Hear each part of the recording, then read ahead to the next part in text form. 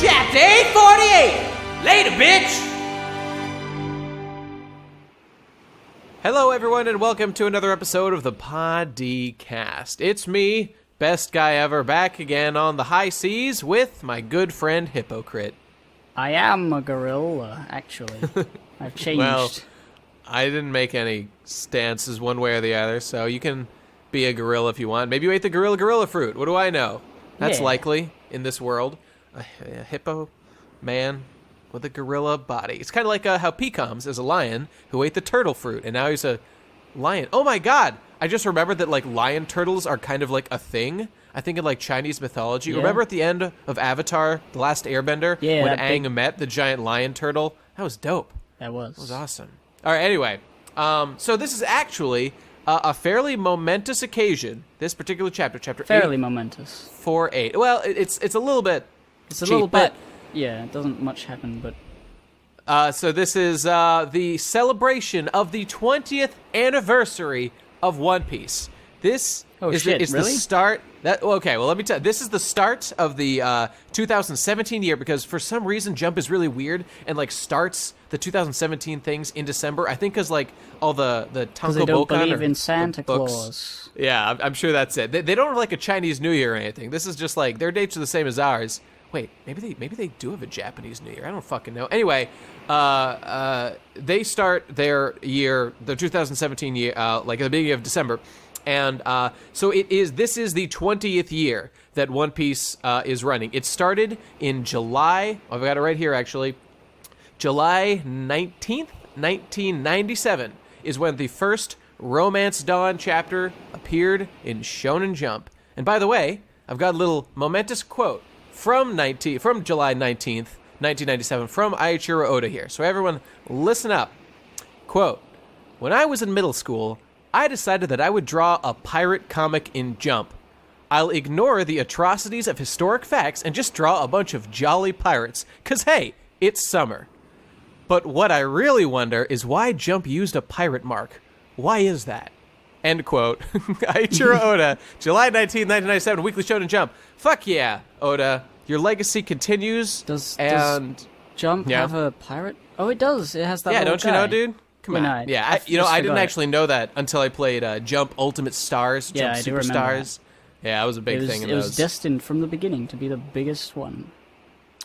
True. It's the longest. Well, it's not the longest running, but it's the most successful. Made the most money and sold the most volumes and the most popular by far of any shonen ever. I mean, any book series ever. In Japan and possibly the world. Not 100% on that. I don't know about because of the Bible, you know. Oh, fuck. That's a pretty Jesus. Pretty cool one there. I forgot about Jesus Burgess's side project, The Bible, that he's been working on for a long time. That's give credit where credit's due to Mr. Store himself. Yeah, so, man, great work. There's a couple series that have been going longer. What's it? Kochikame, the Police Box series, ended recently on its 40th season. Jesus Christ, one man working on a fucking series for 40 years.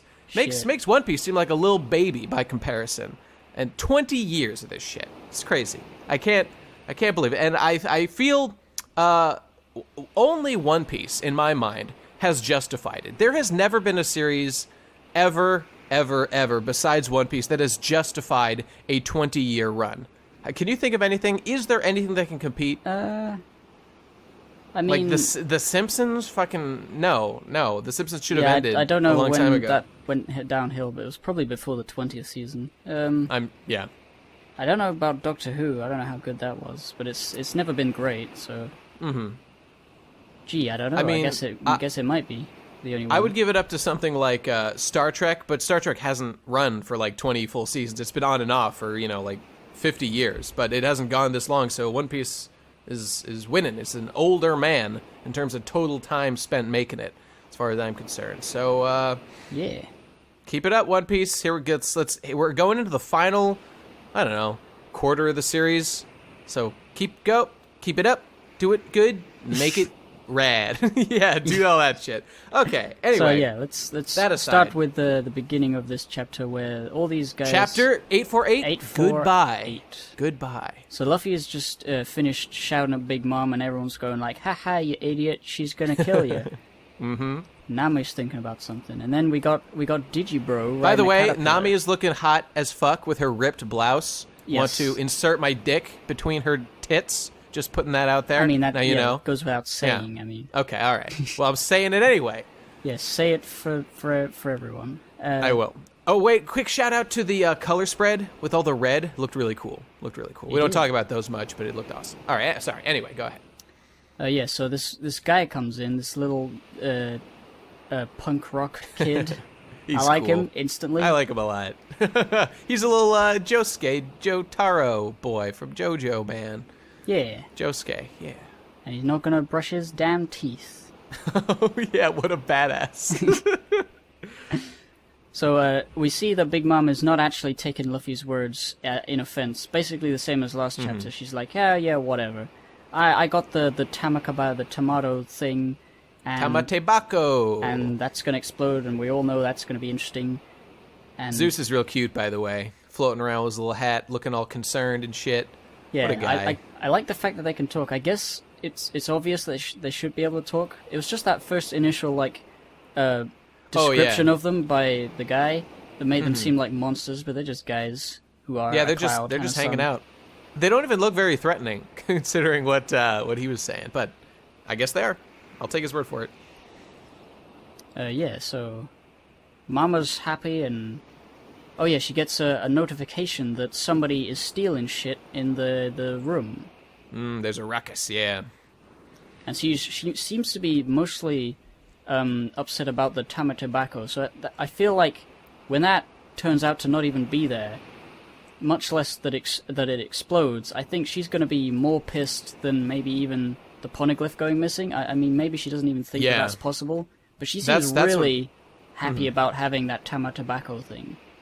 True, and I think that the Tamatebako was said to be like in Japanese folklore, I believe it is a thing that there's like a famous Japanese story about a guy who I think he met someone and was magically made from like a child into an adult man. Like there was something like that, and so that's what those evil pills or whatever they fucking were. Like they made the fishman super strong, but really they just made them old. So I'm kind of wondering why she's so interested in it. Because maybe she thinks it's something that can help her grow people big. I was thinking that too. Perhaps growth, is kind of her dream or something. So maybe that's it. But I don't know. I don't really care either way. But what I did think was cool was, how I was saying I was mad that they were kind of waving away all the shit that Luffy had done before, and they're just like, she's in a good mood, she's just gonna let that all go. I actually, now that they're kind of doubling down on she's really not concerned with the shit that that Luffy started with there, and this chapter once again she's letting more shit slide from Luffy. All because she's so excited about A, the wedding happening, and B, the Tamatebako, and C, that cake. You know she's gonna get denied that fucking cake. It's gonna happen, dude. The wedding's gonna fucking fail, the Tamatebako's gonna blow up in her face, it's all gonna be good, and then that fucking cake is not gonna be there, and she's gonna lose her shit. Mark my words, it's going to happen. I'm a fucking prophet from the future. I'm come back to give this vision to you people. I think Luffy might eat it if he gets out. That would be a pretty big thing. But who else could eat it? What else could happen to it, do you think? I think it might get blown up by the cake. She might be hit by the explosion and think, oh, okay, you know what, that sucked. But lol, I'm a pirate, these things happen. And then notice that the cake's gone and be like, oh shit. Now it's time to fucking murder everyone. So now that they're kind of building up, they're really hyping up in my eyes, oh, she's so willing to let these things go because A, B, and C. And when those get destroyed, it's going to be a major fucking deal. And it's going to be a shit show. I can't wait for it to happen. Me too. It's going to be one of those panels where, it happens and she doesn't notice for a second, and then everyone else is the big eyes and the mouth huge open eh? Oh yeah. No. I hope so. It's going to be great. The climax of this is going to be hype. Can't wait. especially considering stuff we see later. But let's keep going. Yeah. So now we got Sanji mulling over things in his room, smoking, like, I don't know, did I do the right thing? Are they going to be fine? They'll be fine, You know, I bet that the Garima guys, I bet they vape, because they're into technology and shit, and that's why they don't like Sanji, because Sanji smokes normal cigarettes like a loser. They're into that high-tech shit. That's the real story behind the story. Okay. All right. Yeah, and so he gets, I think this is the first time he has, like, openly had the heart eyes for Pudding, which is cool. Actually, I looked it up, and he did, in fact, have them the first time he saw her picture. He was real hype. The very first time. But not since then has he been his old self. Yeah, he's finally feeling good about the fact that everything's going bad, but it's at least his friends are going to be okay, and Pudding's good. Yeah. He's more settled into this new idea of his life than ever, which is all the more tragic when it suddenly comes crashing down. Yeah. When everything goes wrong. If you ask me, I feel like this is a little bit of him, like, exercising, like, his what's the word I'm trying to say? Like, he's kind of forcing himself to believe, like, okay, yeah, everything's going to be fine. Like, it's okay. They're going to do these things, and there's nothing to worry about. I just need to, like, force myself to be happy. It's a little sad, in my opinion, to watch him kind of trick himself into being like, everything's fine, and I'm going to be in love, so, okay, time to be in love now, time to be normal Sanji. Oh, I love you, Pudding. But I do feel like those are genuine feelings of happiness at the end. So they're genuine, that's but nice it's like, there's like a... There's definitely like a little seed of darkness. Yeah. Yeah, a shadow, exactly. But, yeah, this is what I want. I want to see Sanji be fucking in love with Pudding, and something to happen, and I swear to God, if Oda fucking, like, ends it the way that he's implying that it might end at the end of this fucking chapter, and he cucks Sanji, and he cucks me out of the fucking romantic ending for Sanji that I have earned by reading the series for 20 fucking years, I'm gonna lose my shit. It's not gonna be okay. This is the one time that One Piece is allowed to be romantic, to do something outright. Give Sanji a fucking break. He deserves it. He fucking deserves to get laid one time, all right? For all the incels out there.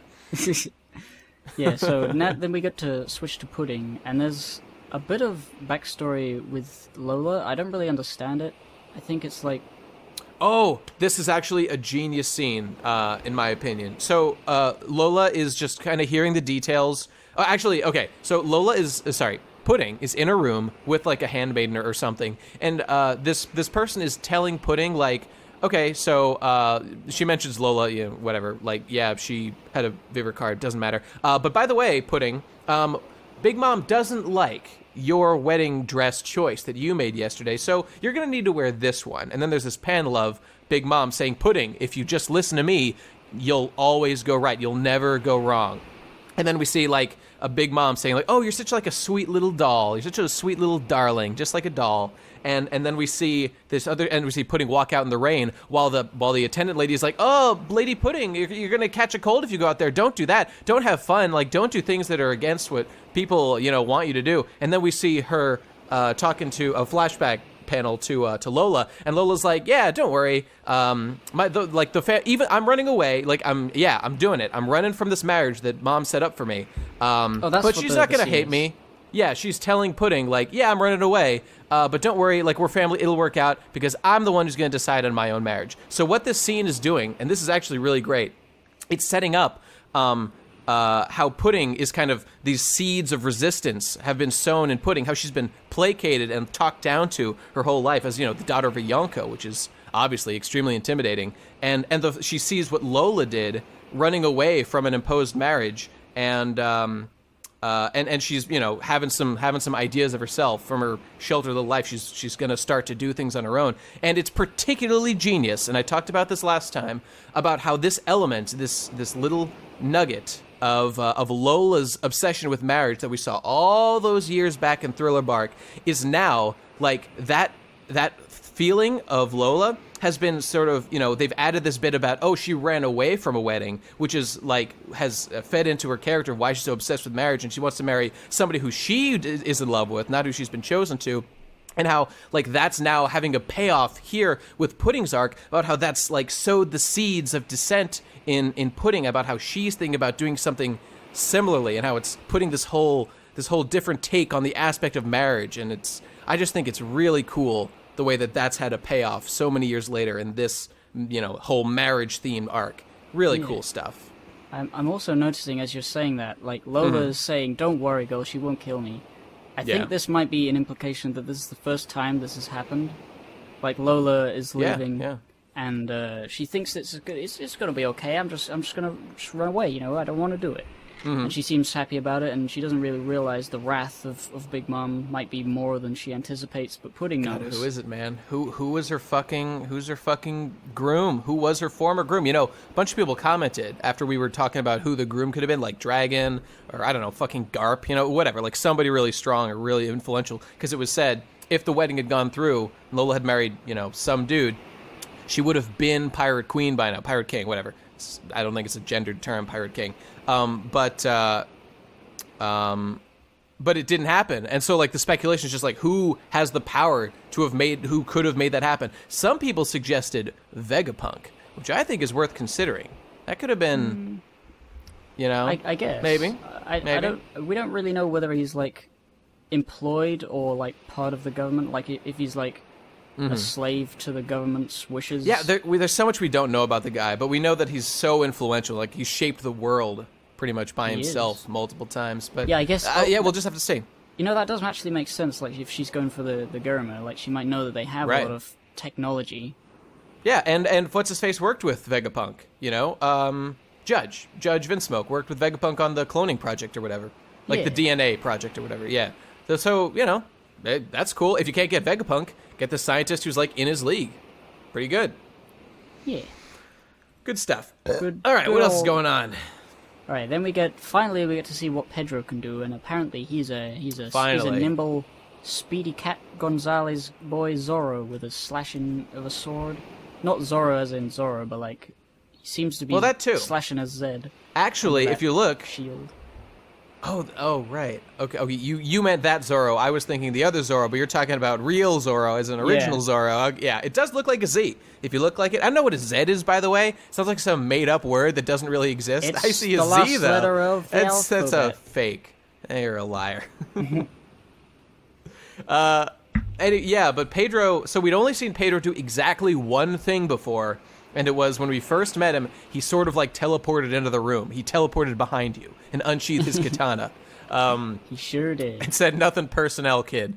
But now he's actually doing speedy things. He's fucking running on walls. He's slicing up things. He's actually being a cool boy. And he's got fucking dynamite.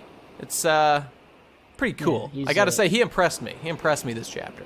Yeah, he's a proper little assassin. I don't know what his role was before. I assume it was to kill guys, because he's a very dark, sort of slicey guy. Yeah. And he looks cool. I like his weird jaguar face. I'm starting to like this guy. He's winning me over. I didn't think I was gonna, but he's looking pretty cool. Yeah, you fucking furry. His little hat. You got me. Want to have sex with that cat, boy. So yeah. But Baron Tamago did not fight him yet. Got to see some fights with Baron Tamago. Want to see him. That's gonna be like duel the duel between the two of them. It's gonna be pretty pray. interesting. I don't even want Baron Tamago to fight Pedro. I want Baron to fight fucking Brooke. Gentleman duel, people. Gentleman duel. Okay. Anyway, sorry. Right. So then we note we find out that the second intruder, Brooke, snuck in and locked the door behind him somehow. So he's got past what's her I'm face? sorry. I didn't notice all those things happening behind those massive fucking legs. Holy shit. She's clearly a long leg. Lady Sherbert, fucking milkshake, whatever. What is it? Commander Smoothie. Smoothie is clearly a long leg tribe dude, and she is looking fly as fuck. Yes. Love her. I love those fantastic knee bulges. What the fuck are those? I don't know, but they're cool. They're decorative puffs. Puff, knee puffs. Yeah, they are.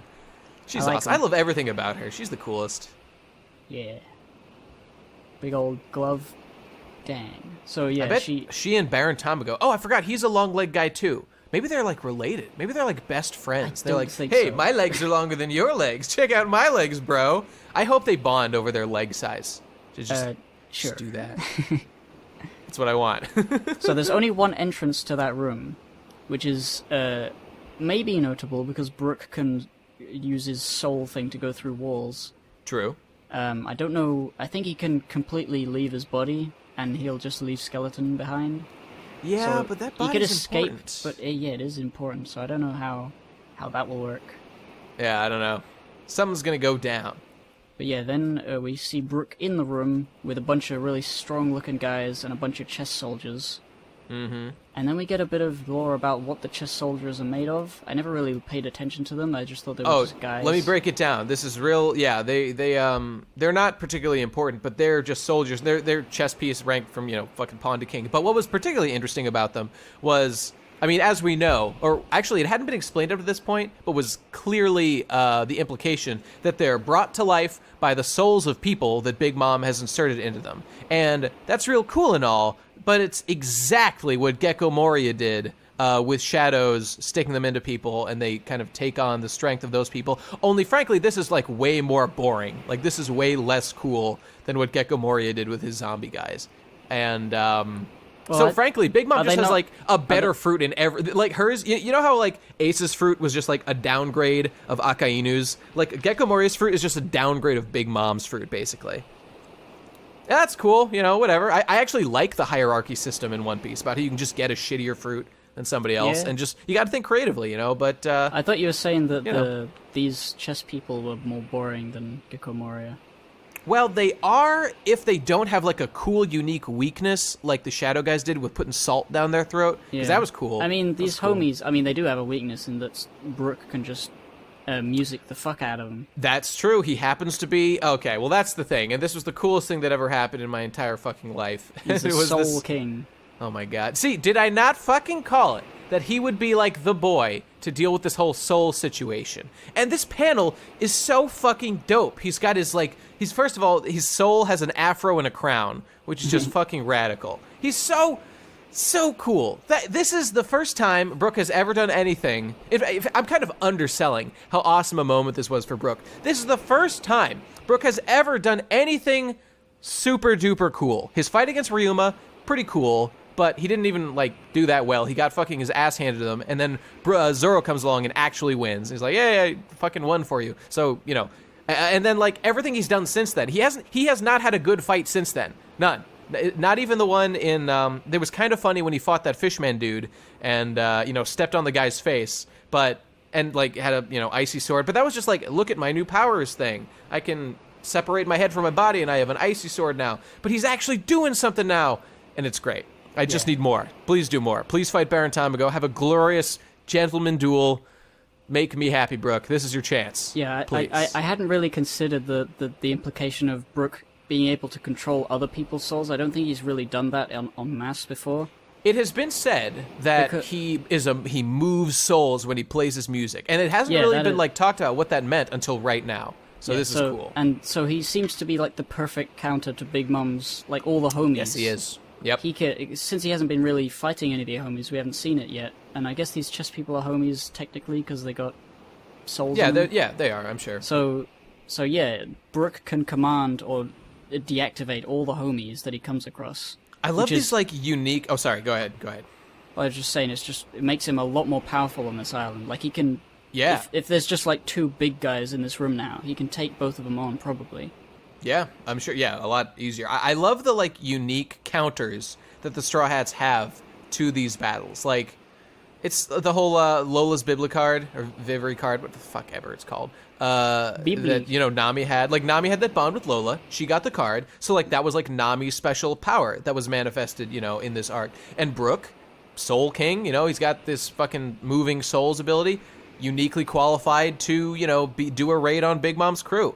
It's great to see moments like this, and it's almost a shame. This kind of just reminds me of the crew's kind of a little bit too big for its own good now because we can't get as many moments like this with everybody. It's taken so long for Brook to get this moment, and if there were less people in the crew, I feel like something like this would have come a lot sooner for Brook, just because there's so many people to divide screen time, quote unquote, panel time between. But nonetheless, I'm super glad it's here. It's great. Yeah. It's great. The reason I didn't think Brook was going to use soul power on the homies was because Nami had the Vivre card, and I thought that was going to be the trump card, but it got taken away. So it makes so it's a way for both of them to have that you can have a connection back to Lola, and also Brook to have a cool moment. Yeah. It's really good. Really good design great. of a power. Yeah, I'm glad Oda has finally found... I mean, I obviously, I think he's had this in mind since the time skip. Before the time skip, Brook's role wasn't super clear. He clearly put in the time to think, like, okay, now I've got a thing for Brook. He's a dead man. He's going to do things with that. And it's really, it's a nice pun. Like, even when the Soul King thing happened, I didn't really make the obvious connection that it was due to his ability. I just thought it was the music that moved people's soul because he was just a really good musician. But he literally has soul powers. It's just a perfect thing for a musician to be a soul guy. That's great. It's so great. And you know what? I'm feeling just one negative thing about this. I feel like Oda, in doing this whole push into Rockstar Brook land, the whole gentleman skeleton thing that I personally fell in love with, I feel like it's just getting less and less relevant, and like it's not really, he's not that guy anymore. In fact, he never was. That was like the joke. He like wasn't a gentleman at all. He was a total like disgusting asshole pig pirate fuckboy, and that's a little bit of exaggeration. But like he was farting and burping and asking bitches to see their panties and pussies all the time. And but like calling himself a gentleman while doing those things is really hilarious. And I hope it doesn't completely go away, but we'll see. I think when it comes to the sword fighting, that's probably still going to be an element. But when it comes to like the big, impressive displays of his power, it's probably going to be the rock stuff. The soul. I agree. He's kind of like a red mage. Like he's got powers and sword guy. Like when he does his sword thing, it's going to be like a fencing duel sort of. Yeah, and that's going to be the gentlemanly. All right, so let's move on to the next stuff. What? What? You get something else? Oh, no. All right. So, yeah, this is the big other thing. Pudding comes in to talk to Luffy and Nami. Oh, yeah. And she whispers something in their ear. Oh, wait. But I love, by the way, how that guy had to stick a bookmark. I was going to say the bookmark fucking sticks in there. It's funny. I don't get it, but it's cool. Anyway. Yeah, I love the cutaway to Sanji having flowers. It's like he's humming. He's so happy. He's so happy. He's like, I did it, guys. I fucking found a rose. I'm going to give it to my pretty girlfriend. Oh, that poor boy. And she says, I'm going to commit suicide or something to stop the marriage. I assume that's basically because they reacted really like, holy shit. The look in their eyes was absolutely devastated. There's nothing she could have said that would have shocked them other than, like, okay, Sanji's proposed to me. Everything's going to be fine. I'm just letting you know that's not going to happen. And like, oh, what could she do? Maybe she's going to like go reason with Big Mom now. She's going to fucking Sudoku. She's going to solve that Sudoku so hardcore, nobody's going to ever do a Sudoku again because she's going to be the world champ for life. And she looks real sad. And she's crying. She says goodbye. So such a poor Sanji. No, it's okay. Well, I mean, I should feel sad, but I don't think there's any chance of it actually happening. Well, of her dying, her dying, specifically of her dying. Yeah, I don't think the wedding will happen.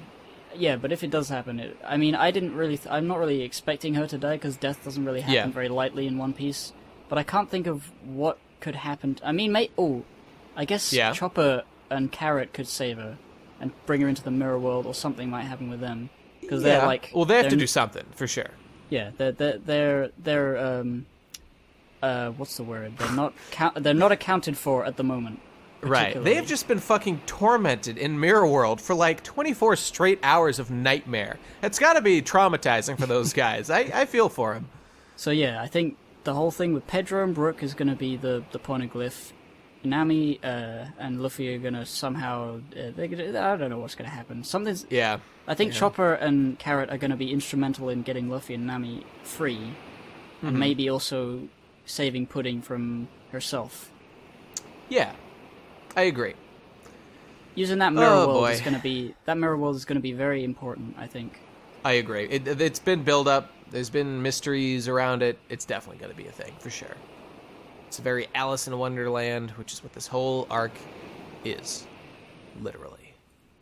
Now, let me just say, before we wrap up, do closing thoughts or anything, gotta tick up that Luffy tooth count to 5 chapters that Luffy has gone without that fucking tooth. And by the way, I went back to just double check. In the panel after Luffy gets kicked in the face by Sanji, I think you can see, like, it's a little hard to tell because, you know, like, it's all black and white. It's not exactly sure what's what. I think you can just see the tooth that's fallen out of his face. And it's just like, you just see it falling out. And Luffy doesn't, like, pick it up or anything, so it's just gone. So this seems like a little, I didn't notice that at first, but that's like a legit wound, like this tooth being gone thing. But still, let's keep the counter going, people, until that tooth is back. This is kind of the most fun thing about One Piece. It is pretty nice to see it, like, I mean, I'm trying to remember if an injury like that has persisted in any sort of significant similar way. Like, I'm pretty sure Usopp has lost teeth before and they've come back later. Yeah, but they haven't come back immediately. That's like the thing. After, like, after they have a big climactic battle and they're all, like, battered and bruised, and then, you know, they rest for a few days and then their teeth are back. It's like, will that happen here? I'm not sure. I'm pretty sure I recall remember when Usopp got hit by Mr. Four, the pitch, the batter man, the bad guy with Miss Merry Christmas, the mole. Yeah, I believe when he got hit and broke literally every bone in his body, but was totally fine like 5 minutes later. I'm pretty sure he lost some teeth there as well, and it was just totally okay. You know what? I'm exaggerating. He wasn't totally okay. He was in a full body cast for a while after that, but he did keep fighting for a while, and way to go, and champ. There's also a thing with Brook lost a tooth and got his skull cracked in that fight. He's a little different, I guess, because he's got his weird power that keeps him alive. So, like, with him, I'm, like, pretty willing to let it go. I remember a part of the conversation saying, like, people grow bones back, but I'm dead, so I can't do that. And I'm like, well, how'd you get your tooth I don't back? buy it. Well, yeah, that's the thing. Normally, with something like this, with the tooth thing, I wouldn't have, wondered about it at all. I would have been like, okay, he got his tooth knocked out. He'll be fine, like a chapter. And that was the whole thing. And, like, in that second chapter when it was still missing, that's when I was like, okay, now there's, like, a thing going on. This is, like, a real thing with Luffy to, like, show his wound from the Sanji battle or something. It's a very deep metaphor. I just can't wait to see what... Yeah, what? At the end of the thing, Sanji will find the tooth on the ground and said, "Here you go, Luffy." It's like, everything's fine now. We saved the day, you saved my day, and here's your tooth, and go brush your teeth. And he'll learn. Oh my god, what if Luffy, this whole arc is going to turn out to be dental themed. That kid is going to learn to brush his teeth. Luffy's going to get that tooth reinstalled. Oh, it's going to be a great thing. And the Garma Kingdom's going to become dentists because they're evil and they love torturing people. So that's the most evil thing you can do. Big Mom should have a bunch of dentists. Oh, and she's a candy eater, so she's got dental problems. Oh my god, of course. Of course, it's going to be a big thing. Is Chopper here? Chopper is here. Okay, he can doctor everybody's teeth and fucking fix them up. Denteristing. Yeah, Sanji's cooking, Chopper's denteristing. Yeah, yo. Okay, we're rambling now. Any other comments to make about it? I think I've said just about everything now. Yeah, I think I'm done. Don't die, Pudding. Keep it together, girl. Let Sanji hit that shit one fucking time before you do that shit. It's the least you can fucking do, all right? If you want to make Sanji happy, make me happy too. Make us all happy. Let him tap that shit one time. Get rid of his virgin rage, please. I'm begging you. He doesn't deserve to live this cuck life anymore. Okay. Thanks for listening, everybody. Go out there and uncuck yourselves as well. We'll see you next week, and it'll be good. Goodbye. Yeah. Goodbye.